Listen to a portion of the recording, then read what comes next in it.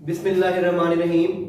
आज आप लोग पढ़ रहे हो आर्हीनियस इक्वेशन और आर्हीनियस ने क्वांटिटेटिव रिलेशनशिप एक्सप्लोर किया between temperature, energy of activation and rate constant.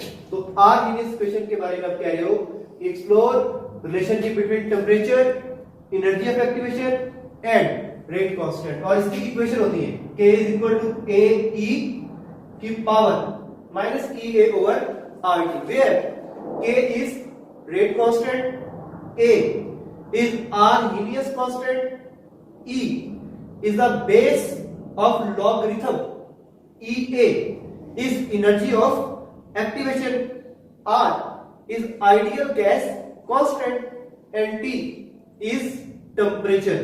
और जो A होता है ना, that depends on कलियन फ्रीक्वेंसी।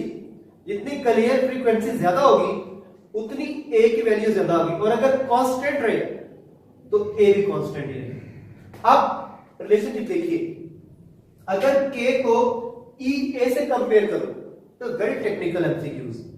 अगर K को EA से कंपेयर करो, लग ऐसे रहे कि K और EA डायरेक्टली प्रोपोर्शनल है, लग ऐसे रहे, हकीकत में इनवर्सली है, क्योंकि ये नेगेटिव साइन है ना, तो नेगेटिव को तो पॉजिटिव में कन्वर्ट करना होगा। आप क्वेश्चन को चेंज कर दोगे, जो ऊपर वाली वैल्यू नीचे आ जाएगी और नीचे वाली वैल्यू ऊपर चली जाएगी। और अगर ये पॉजिटिव हुआ तो ये नीचे, इसका मतलब K का EA से क्या रिलेशनशिप, इनवर्सली प्रोपोर्शनल।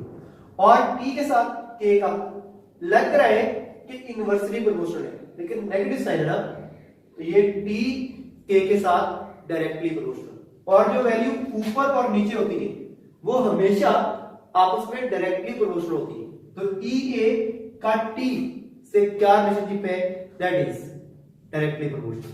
तो आप इसके अंदर से आर्हीनियस इक्वेशन के अंदर से एनर्जी ऑफ एक्टिवेशन की वैल्यू ढूंढते हो, तो आप इसका नेचुरल लॉग ले लो। Natural log K is equal to natural log A E की power minus EA over RT।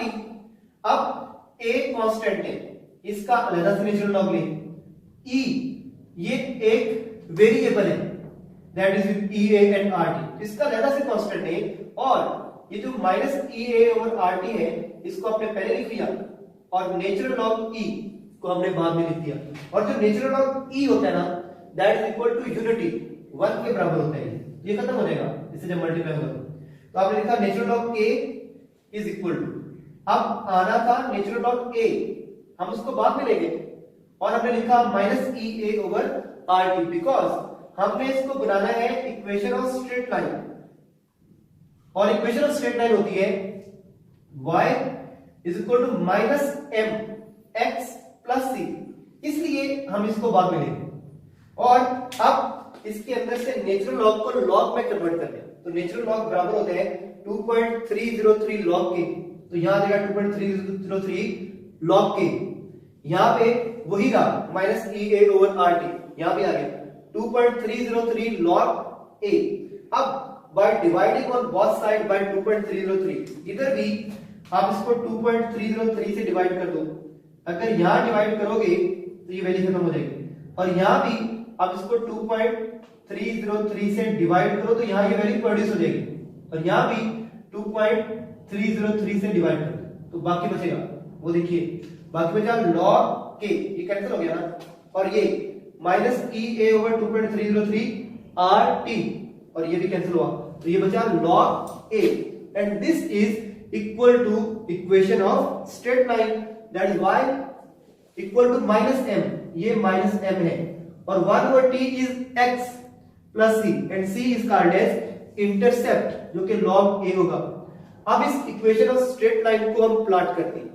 1 over t is x-axis, along x-axis 1 over t, that mean per Kelvin, temperature की unit kelvin होती है, और यहाँ 1 over t है तो पर kelvin, और along y-axis log K, और जहां पे ये लाइन कट करेगी, y-axis को कट करेगी, वहां से लेकर x-axis तक का जो फासला होगा, ओरिजिन तक का जो फासला होगा, वो इंटरसेप्ट होगा, वो log A होगा। अगर ये लाइन ऊपर कट करेगी तो इंटरसेप्ट बढ़ जाएगा, ये लाइन नीचे आएगी तो इंटरसेप्ट कम हो जाएगा।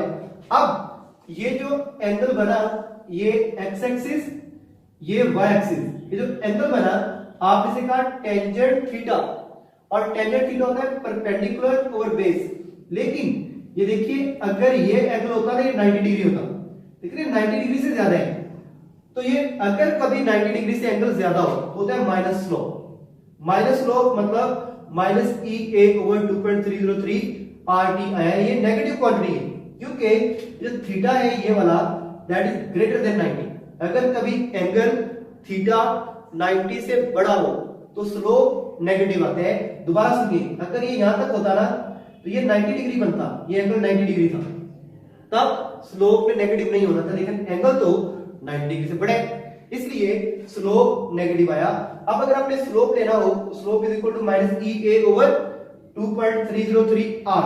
आपको ई ए लेना है तो ये इधर जाके मल्टीप्लाई हो जाएगा, that is minus E A into is equal to slope into 2.303 R. अगर आपको ई ए मालूम करने हैं तो that is equal to minus slope into 2.303 R, और यही हमारा टारगेट था।